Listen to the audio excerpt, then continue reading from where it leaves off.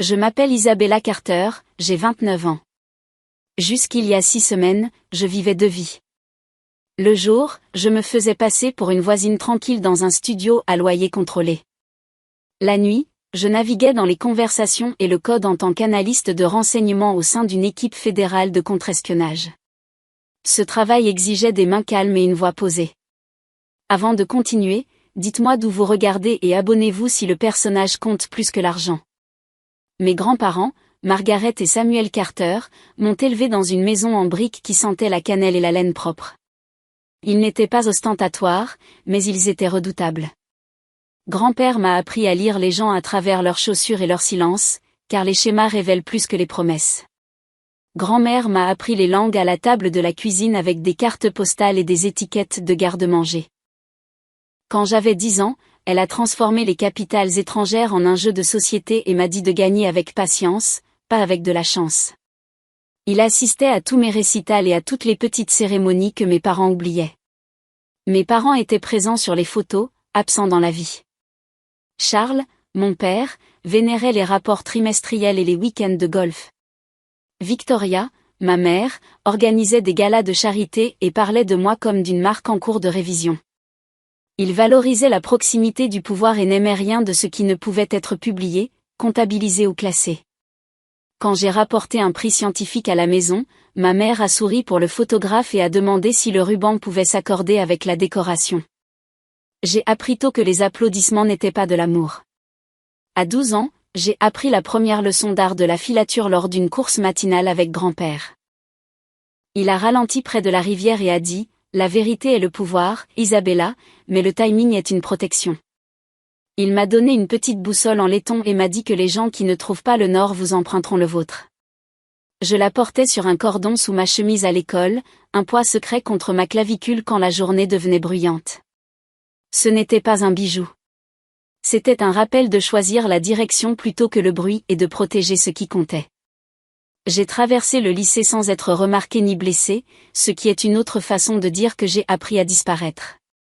Après l'université, je suis entré dans un programme de formation qui appelait cela une auto-analyse et demandait bien plus. J'ai appris à cartographier les réseaux, à briser les schémas et à écouter le mot qui n'allait pas. Mes grands-parents complétaient le reste avec des dîners d'escalope à la crème, des notes manuscrites sur le comptoir et une habitude de poser la deuxième question lorsque la première réponse semblait trop facile. Ils n'ont jamais recherché le statut. Ils ont recherché le sens et ont gardé le score avec de la gentillesse. Ils ne m'ont jamais demandé mes secrets. Ils m'ont plutôt donné les leurs. Une carte de recette avec des marques de brûlure. Une ligne de grands livres prouvant que la discipline bat la chance.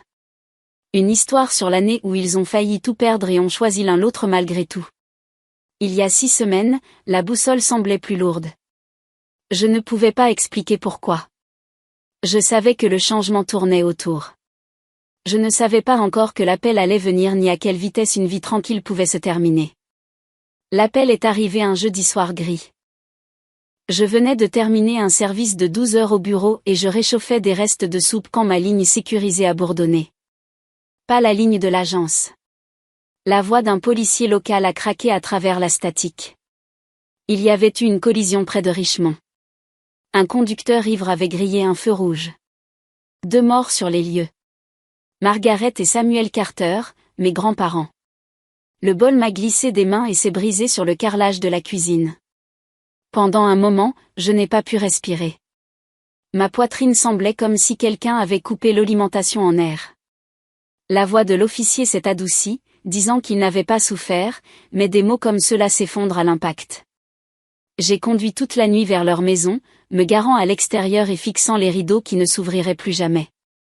Les funérailles ont défilé devant moi en fragments. Le cercueil poli, le drapeau plié qu'on m'a remis parce que grand-père avait servi des décennies auparavant.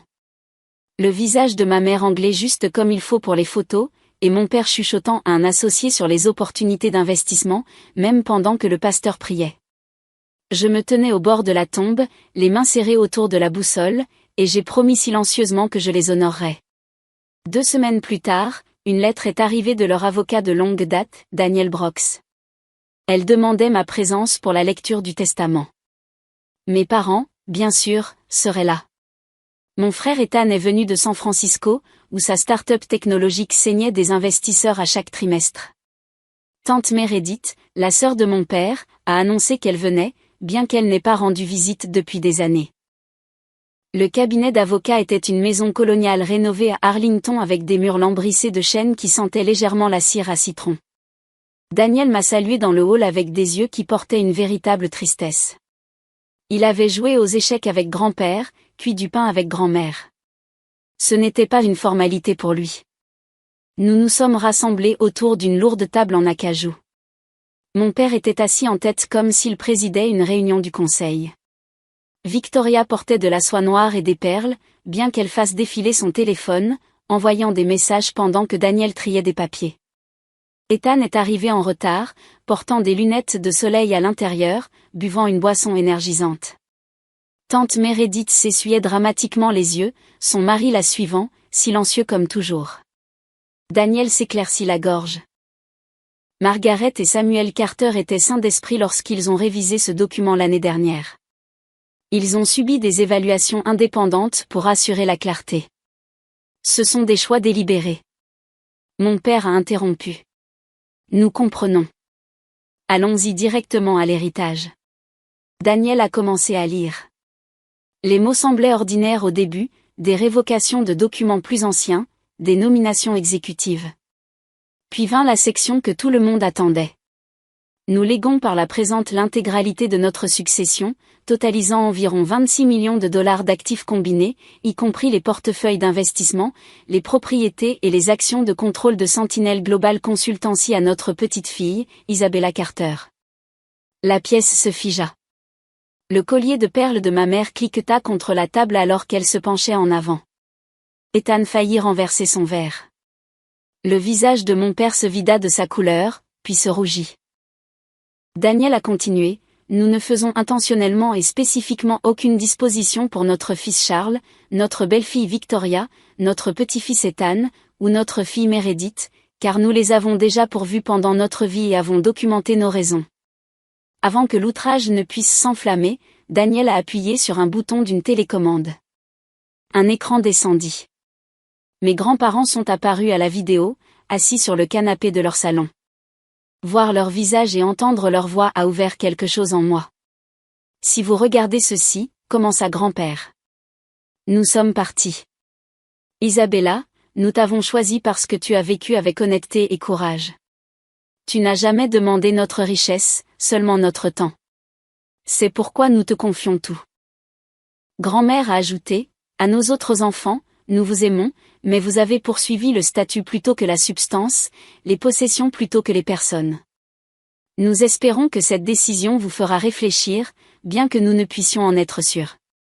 Isabella continuera les valeurs que nous avons tenues. L'écran s'est estompé. Le silence pesait comme une tempête. Les poings de mon père ont frappé la table. C'est de la manipulation. Ils étaient vieux, confus. Mais je savais mieux. Mes grands-parents n'avaient jamais été plus clairs dans leur vie, et leur décision allait déclencher une guerre que je n'avais pas encore imaginée. Le silence a été brisé par un chœur de voix. Mon père était le plus bruyant. Il a poussé sa chaise si fort qu'elle a raclé le parquet. Son visage avait pris une teinte entre le cramoisi et la cendre. C'est absurde. Il aboya contre Daniel. Mes parents ne me mettraient jamais à l'écart. Isabella n'est pas capable de gérer une telle somme d'argent. Elle est quoi? Une employée de bureau? Une bureaucrate? Il a dédaigné le mot comme si c'était de la crasse. J'ai bâti ma carrière. J'ai dirigé des entreprises. Je devrais gérer cette succession. Je suis restée assise, les mains jointes sur les genoux, mon corps délibérément calme. Des années de travail de renseignement m'avaient appris que l'immobilité est parfois l'arme la plus tranchante. Victoria s'est penchée ensuite, sa voix était douce mais acérée en dessous. Chérie, tu sais sûrement que ce n'est pas juste. 26 millions. Une telle responsabilité est écrasante. Ton père a l'expérience pour gérer des portefeuilles, pas toi. Donne-la, garde une jolie petite allocation, et évite l'embarras de tout gâcher. Ses yeux ne se sont jamais adoucis. Ils brillaient de calcul, comme si elle me proposait une affaire. Ethan a claqué sa canette de boisson énergisante. J'ai des investisseurs qui attendent mon prochain projet. Je comptais sur l'argent de démarrage de grand-père. Maintenant, tu me dis que je suis complètement écarté. C'est insensé. Tu n'as même pas besoin de cet argent, Isabella. Tu n'as même pas de famille à soutenir. C'est moi qui construis un héritage ici. L'ironie a fait mal. Un homme qui n'avait jamais tenu un emploi plus d'1 an me faisait la leçon sur l'héritage. Tante Meredith s'essuyait les yeux avec un mouchoir qui restait bizarrement sec. Je ne comprends juste pas. Après tout ce que j'ai fait pour eux, les vacances, les appels téléphoniques, elle a fait une pause, se souvenant probablement qu'elle n'avait pas rendu visite depuis plus d'1 décennie. Puis son ton s'est durci. C'est de ta faute. Tu les as empoisonnés contre nous. Ne pense pas que nous ne voyons pas à travers ton acte innocent.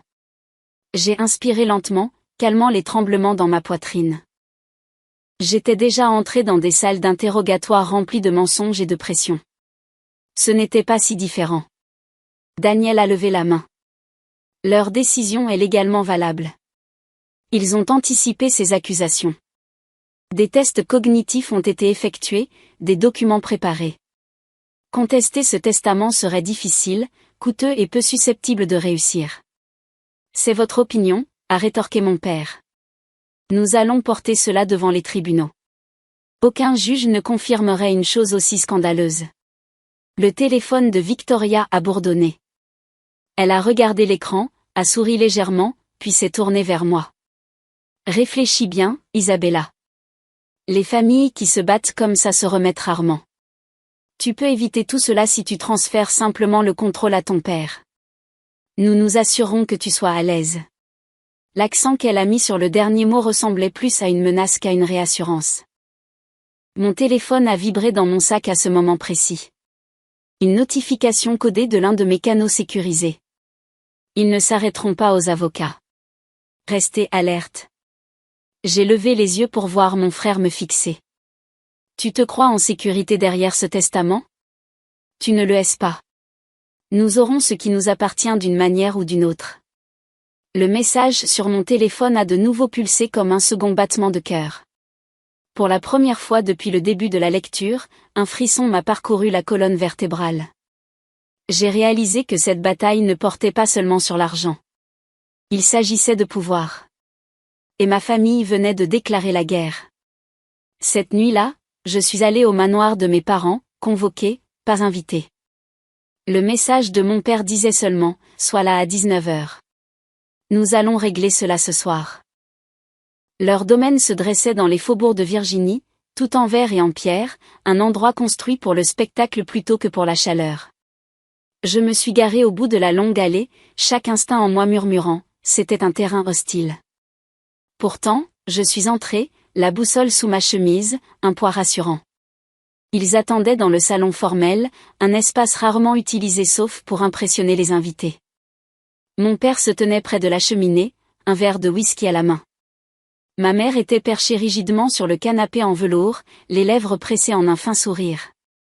Ethan était affalé sur un fauteuil, le téléphone à la main, les yeux brillants d'une attente satisfaite. Tante Meredith planait près de la fenêtre, chuchotant à son mari, qui regardait n'importe où sauf moi. « Assieds-toi », mon père a commandé, pas demandé. J'ai choisi une chaise près de la porte, mon entraînement me rappelant de toujours garder une sortie. Charles a commencé dans son ton exécutif habituel. Cette situation a assez duré. Vos grands-parents ont été manipulés, séniles, peu importe comment vous voulez l'appeler. Leurs biens appartiennent à la famille. C'est-à-dire moi, a ajouté Victoria avec douceur. Tu auras toujours une portion généreuse, assez pour une maison, des voyages, ce que font les professeurs quand ils ne corrigent pas des copies. Laisse ton père gérer les complexités. Ethan s'est penché en avant. 2 millions pour toi, 24 pour nous. Ça semble juste. J'ai failli rire.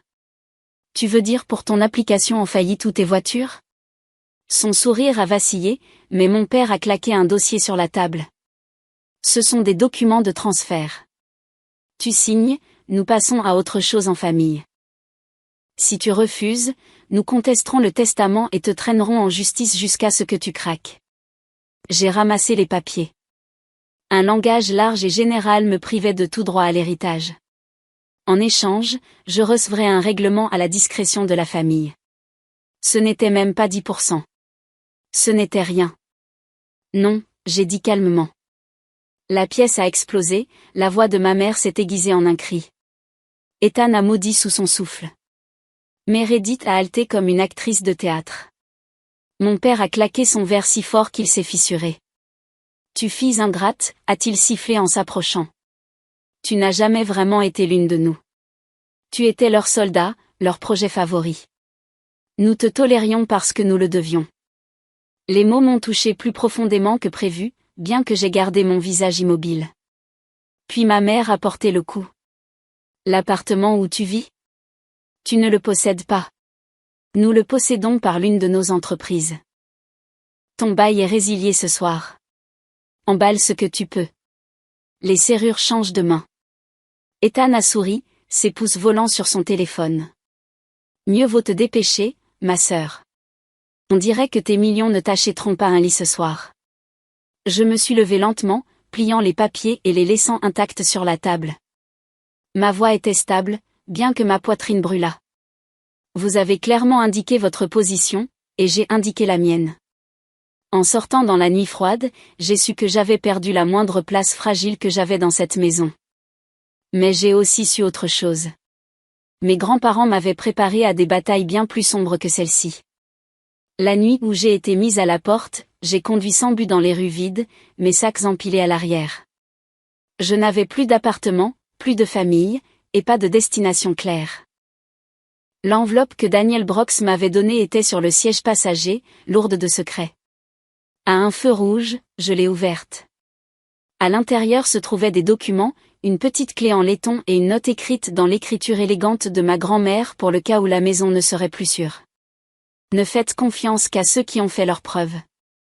L'adresse sur le papier m'a mené à 20 minutes d'Arlington, sur une route de campagne tranquille, jusqu'à un chalet en cèdre patiné niché derrière un écran de pin. La clé rentrait parfaitement. À l'intérieur, j'ai trouvé un espace qui sentait légèrement le cèdre et la lavande. Les lumières fonctionnaient. Le garde-manger était approvisionné. Et sur la table de la cuisine se trouvait un autre paquet. Celui-ci était emballé dans du papier brun avec mon nom dessus. Je l'ai déballé pour y trouver des journaux reliés en cuir, chacun avec des dates écrites sur le dos. Ma grand-mère avait tout documenté, les visites, les disputes, même les menaces voilées de mes parents. Une entrée m'a coupé le souffle. Charles a exigé 500 000 $ pour une entreprise. Quand Samuel a refusé, il a menacé de me couper les vivres si nous ne nous conformions pas. Nous nous inquiétons pour sa sécurité quand nous serons partis. Le plancher a craqué. Je me suis retournée, la main allant instinctivement vers la petite arme holstérisée à mon côté. Un homme se tenait dans l'embrasure de la porte, grand, large d'épaules, les cheveux poivre et sel. Il a levé la main lentement. Doucement, Isabella. Vos grands-parents m'ont demandé de veiller sur vous s'il arrivait quelque chose. La reconnaissance a clignoté. Le capitaine David Monroe, à la retraite de l'armée, un vieil ami de mon grand-père. Je l'avais vu au barbecue de famille quand j'étais enfant. L'homme qui se tenait toujours en garde sur les bords plutôt qu'au premier plan. David a posé un dossier sur la table. Il savait que ce jour viendrait.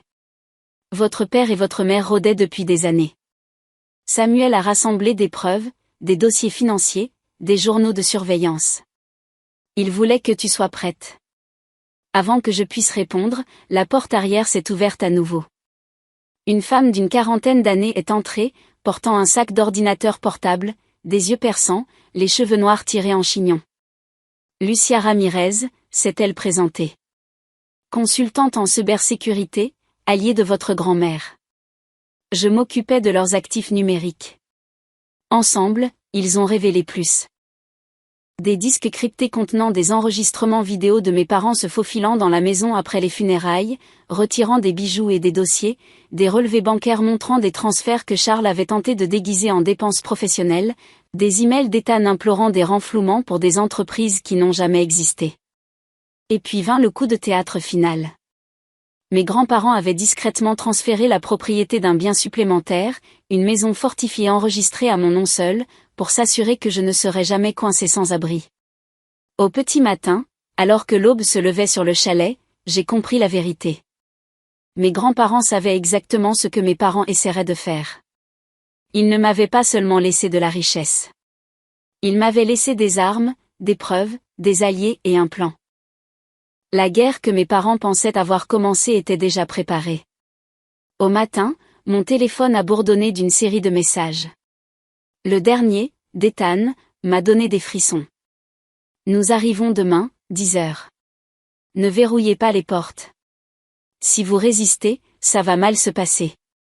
J'ai fait glisser le téléphone sur la table vers David et Lucia. La mâchoire de David s'est serrée. Ils escaladent. Bien. Nous serons prêts. Le lendemain matin, le chalet n'était plus seulement une planque. C'était un poste de commandement. Daniel Brox est arrivé le premier. Mallette en main, son calme démentant la tempête à venir. Lucia a installé son ordinateur portable sur la table à manger, des écrans clignotants avec des relevés bancaires et des images de sécurité. David montait la garde devant la porte d'entrée, sa posture portant toujours une discipline militaire. À 9h30, des alliés ont commencé à arriver. Une juge de comté, Elaine Harding, qui avait été la meilleure amie de ma grand-mère, le chef Robert Miller, le chef de la police locale dont la propre fille avait été discrètement parrainée jusqu'à l'université par mes grands-parents, et 2 anciens employés de Sentinel Global Consultancy, des hommes qui avaient travaillé aux côtés de mon grand-père pendant des décennies, portant des registres de dettes que Charles n'avait jamais remboursés. L'air à l'intérieur vibrait de tension, mais pas de peur. Pour la première fois depuis les funérailles, je me suis senti protégée. À exactement 10 heures, le gravier extérieur a craqué sous le poids de pneus coûteux. La berline noire de mon père est arrivée en premier, suivie par le SUV blanc de ma mère, puis la voiture de sport louée d'Ethan. Le cabriolet de tante Meredith toussa derrière. Ils sont sortis comme une armée certaine de la victoire. Les coups à la porte ont fait trembler le cadre. David l'a ouvert avec un calme délibéré. « Où est-elle » a exigé mon père, le poussant pour entrer dans le salon. Les autres se sont déversés derrière, leurs visages tordus par la colère et l'attente. Je me tenais au milieu de la pièce. Je suis là. Les yeux de ma mère ont jeté un coup d'œil à la foule derrière moi. Daniel, juge Harding, le chef de la police, les anciens employés. Sa confiance a vacillé. Vous avez fait venir des étrangers dans une affaire de famille. Non, a dit fermement la juge Harding. Vous en avez fait une affaire légale au moment où vous l'avez menacé. Mon père Harry, Brittle. Nous sommes ici pour corriger une erreur. Nos parents ont été manipulés. Isabella n'est pas capable de cette responsabilité. Lucia a cliqué sur un bouton de son ordinateur portable. Un grand écran s'est allumé. Une vidéo montrait Charles et Victoria 2 nuits après les funérailles, se faufilant dans la maison, fouillant dans les tiroirs, empochant des bijoux et des dossiers. Ethan faisait le guet à la porte. Meredith fourrait une montre dans son sac à main. La pièce est devenue complètement silencieuse. Le chef Miller a parlé ensuite, sa voix égale. Cambriolage, vol enregistré sur la sécurité mise à jour, le tout recevable devant le tribunal. Daniel leur a tendu de grosses enveloppes. À l'intérieur se trouvent des registres, des prêts impayés, des chèques falsifiés et des tentatives de déclarer Margaret et Samuel incompétents. Si vous contestez le testament, tout cela deviendra un dossier public. Le visage de mon père s'est vidé. Ethan a marmonné. Elle nous a tendu un piège. Non, j'ai dit en m'avançant. Grand-mère et grand-père vous connaissaient. Ils s'y étaient préparés bien avant moi. La boussole était chaude contre ma poitrine. Mes grands-parents m'avaient fait confiance pour tenir bon. Et maintenant, entouré de vérité et de preuves, je comprenais enfin pourquoi. La confrontation s'est terminée non pas par des cris, mais par le silence. Un par un, ma famille s'est retirée vers la porte, leur bravoure s'évaporant face aux juges, aux officiers et aux preuves indéniables. Les derniers mots de mon père étaient creux, murmurés plus à lui-même qu'à moi. Ce n'est pas fini. Mais le tremblement dans sa voix le trahissait. Quand la dernière voiture s'est éloignée du chemin de gravier, la maison semblait différente, plus légère, comme si le poids de leur cupidité avait été traîné dehors avec eux. Je me suis effondrée sur une chaise, l'épuisement me rattrapant enfin. David a posé une main sur mon épaule. « Tu as tenu bon », a-t-il dit. « Ils t'ont sous-estimé. Ils l'ont toujours fait. » Dans les semaines qui ont suivi, la vie est devenue un tourbillon de décisions. Daniel m'a guidé à travers les procédures judiciaires qui ont sécurisé ma propriété de tous les actifs. Lucia a crypté et verrouillé les comptes numériques, coupant toute tentative d'Ethan de détourner des fonds. La juge Harding a accéléré les ordonnances de protection au cas où mes parents tenteraient quelque chose de téméraire. Et puis vint la succession elle-même, 26 millions de dollars. Le nombre semblait encore irréel, comme s'il appartenait à quelqu'un d'autre. Mais quand j'ai parcouru les couloirs de Sentinel Global Consultancy, l'entreprise que mes grands-parents avaient bâtie, j'ai compris leur intention. Ce n'était pas seulement de l'argent. C'était un réseau vivant de personnes, dont beaucoup se souvenaient de moi comme de la fille qui courait pieds nus dans les couloirs du bureau, apportant des cookies que ma grand-mère préparait. J'ai rencontré les employés, écouté leurs histoires, leurs préoccupations. Beaucoup craignaient que sans Margaret et Samuel, l'entreprise ne se dissolve ou ne soit vendue au plus offrant. Je leur ai promis que cela n'arriverait pas. Je n'avais pas besoin de diriger l'entreprise au jour le jour, mais je protégerais sa mission. Avec l'aide de Daniel, j'ai créé la Fondation Carter pour le service et l'éducation. 10 millions de dollars ont été immédiatement placés en fiducie pour des bourses destinées aux vétérans, aux enfants et aux étudiants défavorisés. Des causes que mes grands-parents avaient discrètement soutenues pendant des années. Une autre partie a été consacrée à des projets communautaires, des refuges, des programmes de langue, des activités périscolaires. Pourtant, j'ai gardé mon poste dans le renseignement. Ma couverture est restée intacte, mais je ne travaillais plus seulement pour l'agence. Je travaillais pour honorer les valeurs selon lesquelles mes grands-parents vivaient, discipline, vérité, service. Mes parents ont essayé de me contacter occasionnellement. Victoria a appelé une fois, son ton dégoulinant d'une fausse douceur, proposant d'aider à gérer la fondation. Ethan m'a envoyé un texto lorsque son dernier stratagème s'est effondré, me suppliant d'avoir de l'argent. Meredith a envoyé des invitations de vacances à son country club. Je n'ai répondu à aucune d'entre elles.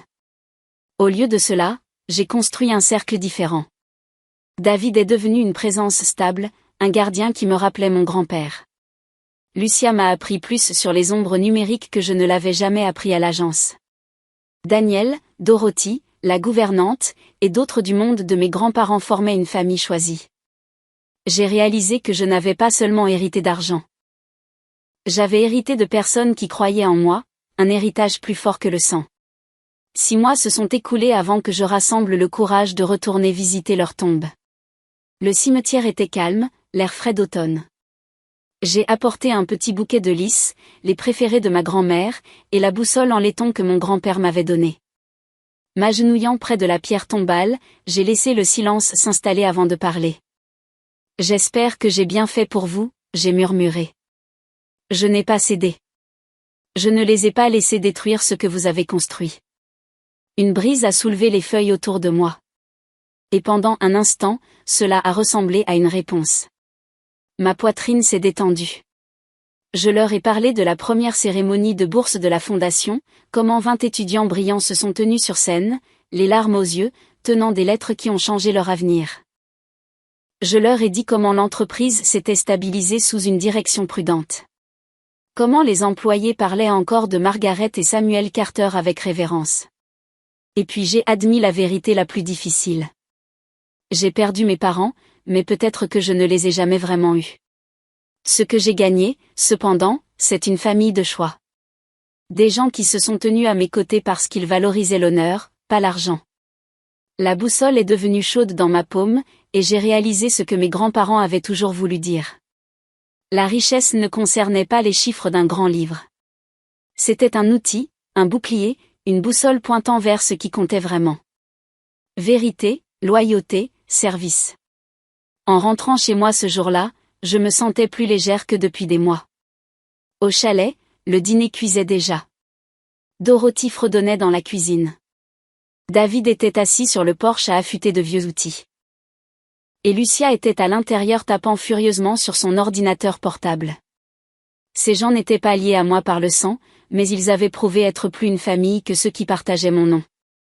Ce soir-là, pendant que nous mangions ensemble, j'ai regardé autour de la table et j'ai compris le dernier cadeau de mes grands-parents. Ils ne m'avaient pas seulement laissé 26 millions de dollars. Ils m'avaient laissé leur valeur dans une communauté pour les faire perdurer. Mes parents appellent encore occasionnellement. Je ne réponds pas parce que je les déteste. J'ai dépassé cela, mais parce que l'amour sans respect n'est que contrôle déguisé en famille. Le véritable héritage n'était pas le manoir, les comptes, ou les actions d'une entreprise. C'était le courage de tenir bon lorsque les personnes qui auraient dû me protéger ont essayé de me dépouiller.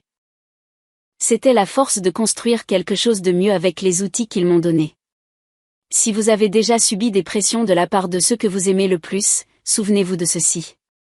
La famille ne se définit pas par le sang, mais par la loyauté et le respect. L'argent révèle le caractère. Il m'a montré la cupidité de mes parents, mais il a aussi révélé ma propre résilience. Je suis Isabella Carter, et je porte l'héritage de mes grands-parents, non pas en richesse, mais dans la façon dont je choisis de vivre.